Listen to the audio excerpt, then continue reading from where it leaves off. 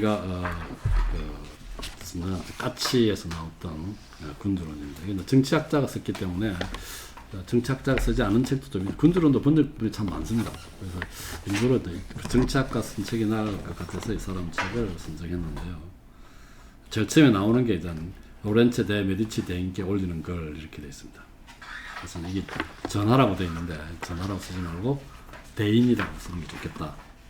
그리고 그 부산대학의 그 마키아벨리를 전공하신 곽차섭 교수가 그런 얘기를 했었죠.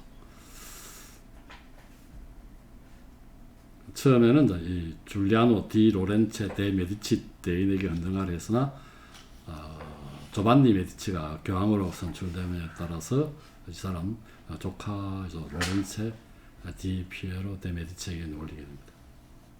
자, 먼저 군주의 종류와 그 획득 방법을 보게 되면요, 15조에 있습니다. 여기다 보면 공화국과 군주국 이렇게 나눠져 있는데, 아까 공화국은 이제 세 개가 3조가 균형이 맞춰져 있는 쪽이라고 그랬죠. 군주국은 세습 군주국과 신생 군주국으로 나눌 수 있다고 그랬고요. 그 다음에 신생 군주국은 거기에 여섯 번째 줄인가요? 여기 보면은 전적으로 새롭게 탄생한 군주국과 정복당하여 새로 편입된 군주국이 있습니다. 정복당한 군주국에 보면은 군주 통치하에 익숙한 곳이 있고요. 그 다음에 자유롭게 사는데 익숙한 곳이 있습니다. 그리스 같은 데는 자유롭게 사는데 익숙한 것이고, 페르시아 쪽은 거꾸로 군주 통치에 익숙한 곳이 되겠죠. 이렇게 이제 구분해 놨고요. 그 다음에 영토를 획득하는 방법에 대해서도 구분해 놨습니다. 타인의 무력을 사용하는 경우입니다. 특히 타인의 무력은 두 가지 형태죠. 지원병을 받든지 용병을 받든지입니다. 그 다음에 자신의 무력을 사용하는 방법, 이렇게 이게 15쪽 마지막 부분에 있습니다. 그 다음에 또 다른 이 시각을 여기 제시했는데, 운명에 의한 경우, 우리 책에는 16쪽에 보면은 두 번째 줄에 운명, 포르투나를 운명으로 번역했는데, 사실 이때는 운으로 보는 게 나아요. 운명이 아니라. 어떻게 보면 우리가 운명이라고 하면은 데스티니도 운명으로 번역이 되잖아요. 그래서 이게는 사실은 운명이라는 단어로 많이 번역한 것이 맞는데, 포르투나를 여기에는 운이죠.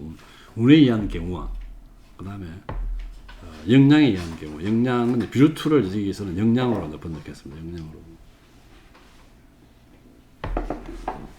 여기는 1장의 내용입니다.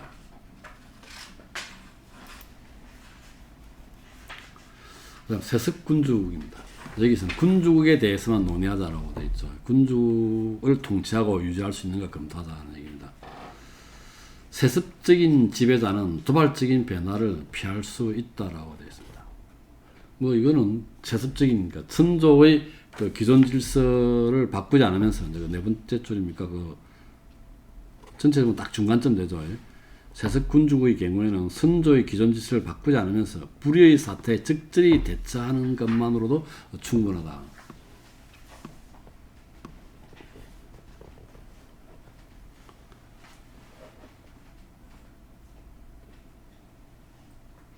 그래서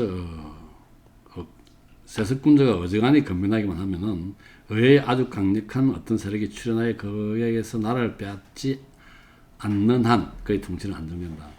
건조에서 물러나더라도 어려움에 처하면 새 정복자가 다시 복귀 가능하다, 이렇게 되어 있죠. 그 다음에 또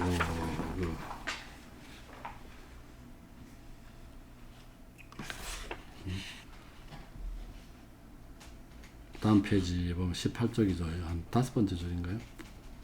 세습군주는 신생군주에 비해서 사람들을 괴롭힐 이유나 필요가 많지 않다는 거죠.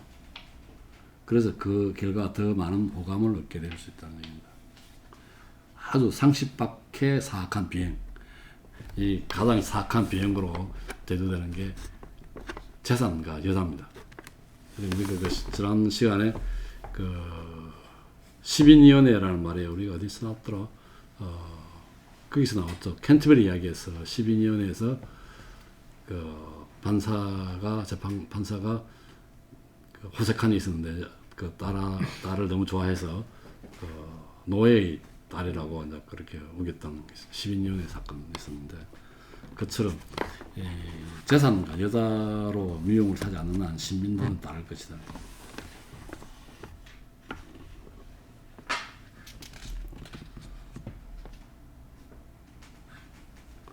이제 그 마지막 패러를 보면은 군주 가문의 통치가 오래 지속될수록 예전의 급격한 변화에 대한 기억과 그 원인은 희미해진다. 왜냐하면 이건 무슨 말인가 하면, 옛날에 이 사람 이 사람 세습군주가 권력을 잡았을 때 좀 어려움을 줬을 수도 있잖아요. 그건 희미해진다는 얘기예요. 그리고 어떠한 변화든지 의뢰 새로운 변화를 초래하는 화근을 남기기 때문이다. 그래서 오래되면 잊어버린다는 얘기죠. 잊어버린다는 얘기고. 그 다음에 3장의 복합군주국입니다. 복합군주국은 병합된 국가라고 그러죠.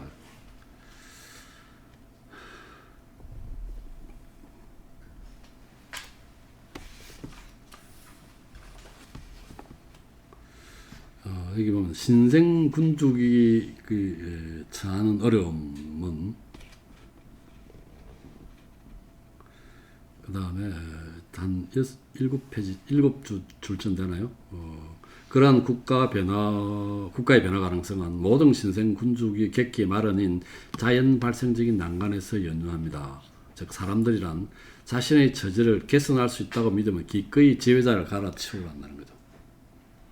그런데 이 사실은 이게 약간 착각이라고 얘기하고 있는데, 이런 믿음으로 해서 지배자에게 무기를 들고 봉기하게 된다는, 그러나 그들은 착각에 빠진다. 쉽게 안 된다는 거예요. 왜냐하면 사람들 뒤늦게 자신들의 상황이 악화된 것을 경험하기 때문입니다. 따라서 이러한 상황은 자연적이고 일반적인 또 다른 필연성에서 비롯되기도 하는데, 신생군주는 그의 군대를 통해서 또는 국가를 정복하는 데 따르는 무수히 많은 가혹행위를 통해서 항상 새롭게 편입된 신민들에게 피해를 줄 수밖에 없는 상황에 처하기 마련이다.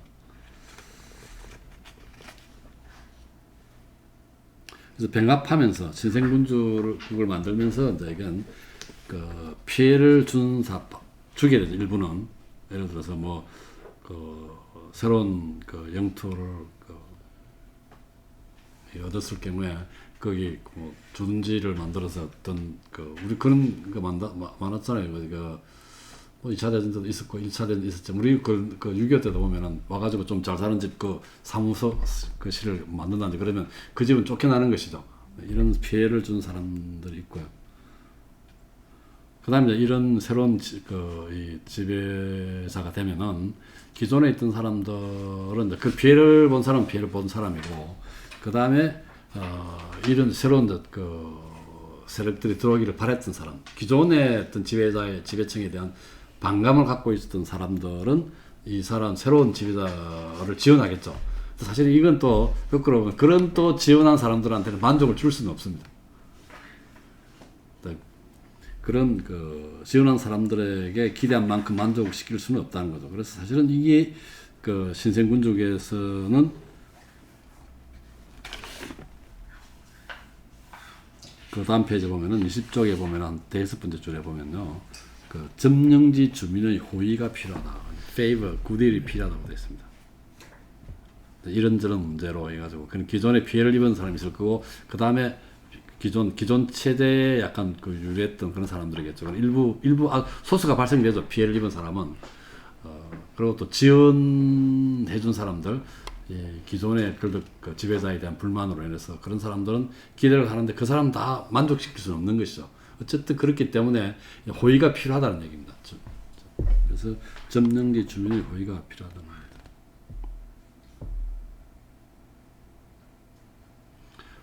그래서 거기 20쪽에 8번째 줄쯤 보면은 바로 이러한 이유들로 인해서 프랑스 루이 12세는 단숨에 밀라노를 병합할 수 있었지만, 이러한 이유라고 하는 것 앞에서 이제 뭐랄까 기존에 불만을 가지던 세력들은 지원했을 거고, 그렇죠. 하지만 마찬가지로 순식간에 잃고 말았다. 굿일이 없었다는 거죠. 페이브가 없었다는 이유로 잃고 말았다는 거죠.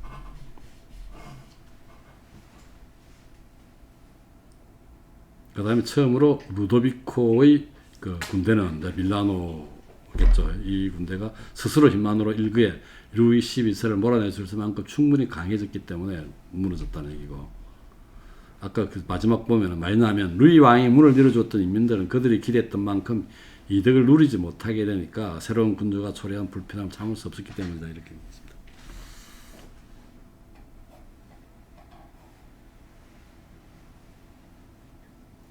그다음 두 번째 정복의 경우 한 번 정복했던 잃었다가 다시 정복하는 경우죠. 반란을 일으킨 나라를 다시 정복할 경우에는 좀처럼 잃지 않게 됩니다. 왜냐하면 그 경험을 갖고 있기 때문에 좀 이전의 반란 기하를 무자비하게 대처할 수 있죠. 자기가 먼저 정복했다가 다시 뺏겼다가 다시 정복하게 되면 그 뺏기는 과정에서 이걸 기하로 해서 좀 무자비하게 다스릴 수 있다는 얘기입니다. 그래서 그 루도비코 공작이 처음엔 단순히 국경 부근 교란으로 20쪽 네 번째 줄입니다. 밑에서 프랑스 왕을 밀라노에서 몰아낼 수 있었다는 거죠. 다시 밀라노를 프랑스에 뺏기고 났다. 프랑스가 다시 물려놨다가 다시 찾았죠. 그 다시 찾은 프랑스를 몰아내기에는 너무 힘들었다는 얘기죠. 프랑스가 그만큼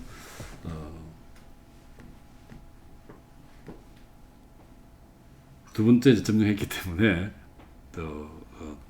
다 잘 다스렸다는 얘기가 되겠죠. 그래서 이걸 프랑스를 재탈환하기 위해서는 프랑스를 몰아내기 위해서는 모든 국가연합이 필요했다는 얘기가 거기에 나와 있습니다. 그 다음에 정복한 땅을 확보하는 방법입니다.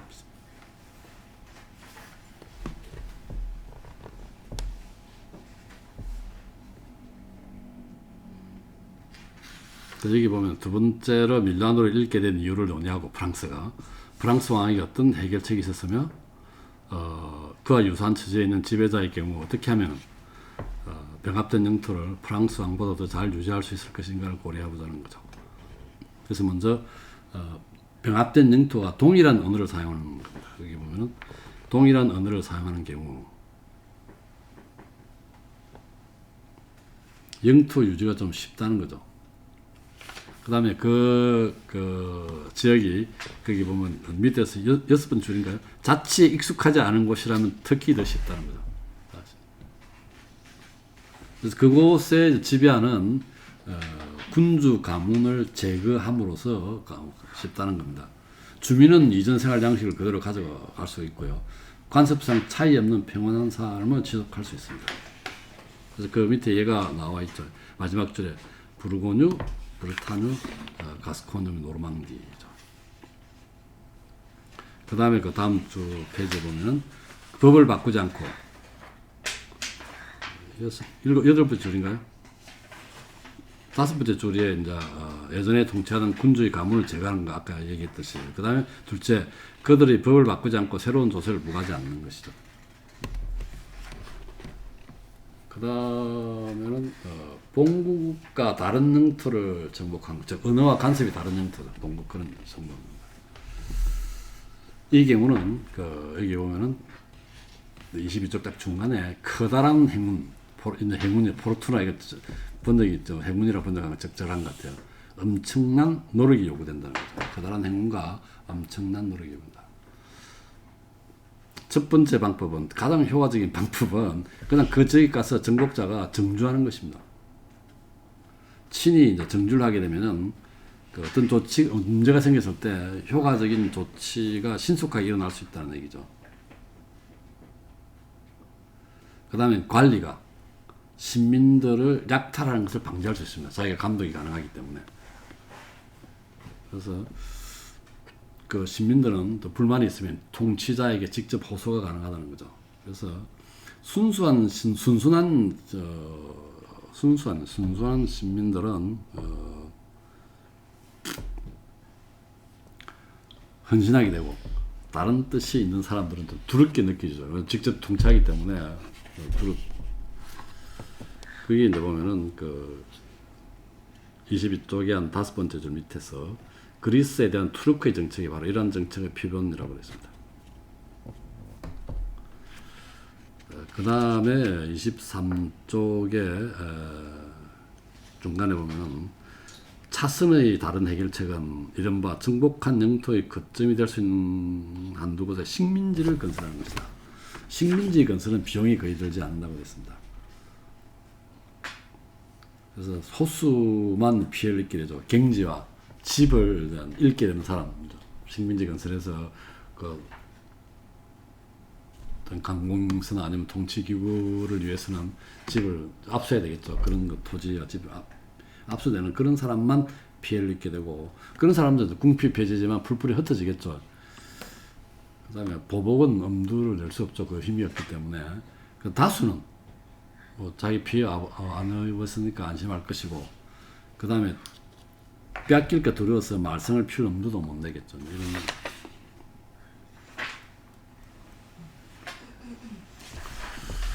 이게 이제 24쪽까지 되고요. 24쪽에 그 왼쪽에 보면은 어중간한 조치는 결단코 피해야 된다.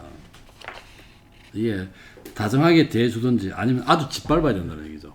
그래서 사소한 피해는 보복하러 들지만 엄청난 피해는 복수를 할 엄두를 낼 수가 없다는 거죠. 그래서 우리가 그 일상생활에서도 보면은 아주 사소한 불공정은 따지지만 엄청난 폭력은 받아들입니다. 왜? 방법이 없기 때문에. 그런 얘기고요. 그 다음에 그 보면은 군대를 주둔시키는 것은 유해하고 많은 비용이 든다 이랬습니다. 근데 군대를 주둔시키게 되면은 식민지를 건설하지 않냐고 군대를 주둔하는 거죠. 그러면 이 본국의 군대가 그걸로 가야 되잖아요. 그러면 이제 그쪽에서 모든 나온 수입은 이 군대를 유지하는 데 써야 되고, 뿐만 아니라 본국의 군대를 그걸로 보냈잖아요. 본국 군대한테도 피해를 입힌 거죠. 본국한테도. 그래서 취득된 영토는 군적에 피해를 준다는 게 그 말입니다. 군대 주둔으로 전체 지역에 피해를 주게 되죠. 이쪽 군대를 빼야 되니까. 그 다음 민심이 이제 흉흉합니다. 그 지역 주민은 이제 군주에게 적대적이고 위험한 적으로 간주되죠. 그래서 이 방법은 식민지 건설보다는 비효율적이라는 얘기죠.